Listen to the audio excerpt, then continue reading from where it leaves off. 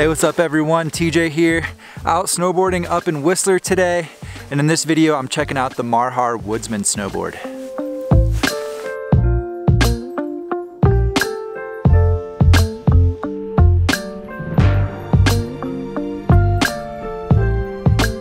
Marhar brands this guy as a directional POW board that's also going to be fun in the trees. It's got a lot of directional aspects to it.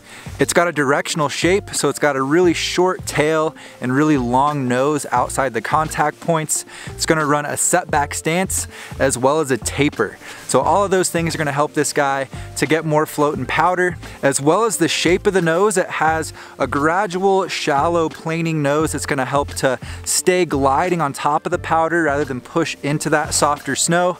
And it's also really, really wide. This guy is about 27 centimeters at the waist with about a 2 centimeter taper. So it's going to have a wider shovel nose and a narrower tail. That width is also going to help out for carving. If you're trying to lay this board over, you're not really going to be getting any heel or toe drag with that 27 centimeter waist.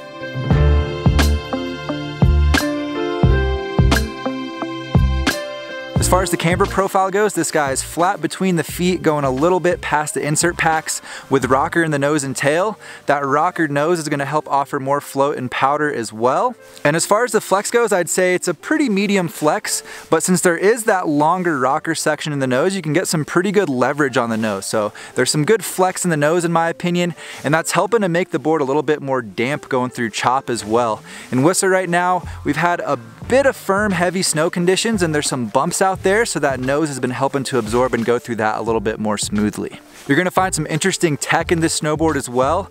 In the side cut, Marhar is doing something kind of similar to Arbor, where there's a couple of contact points placed underfoot, helping to bite down on harder, more firm snow or even ice if you find yourself out there.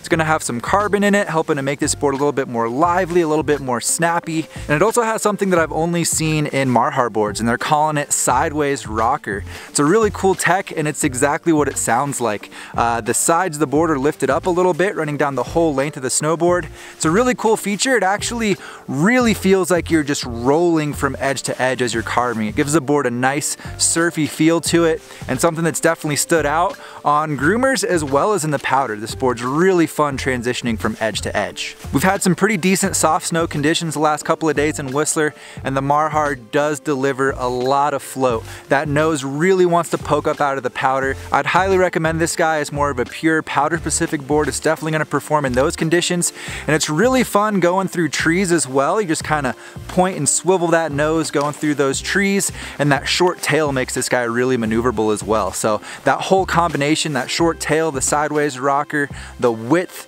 and that long nose, I think make this board a lot of fun in the powder as well as in trees.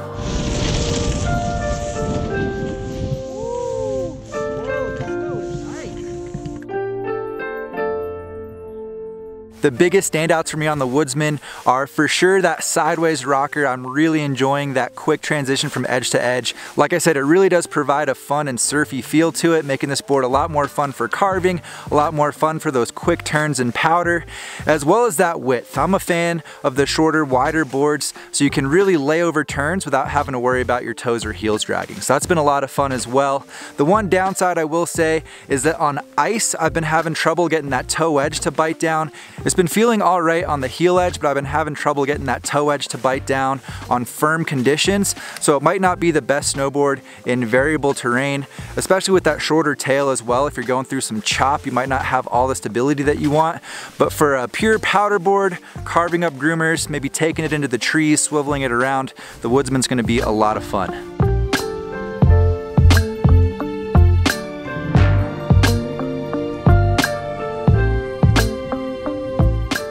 All in all, the Woodsman has been a lot of fun out here. I would definitely recommend it as a powder board and something to take in the trees every once in a while. Hope this video helps you guys out. If you want to check out the Woodsman, I'll have it linked down below. Thanks for watching, and I'll see you in a new review soon. See you guys.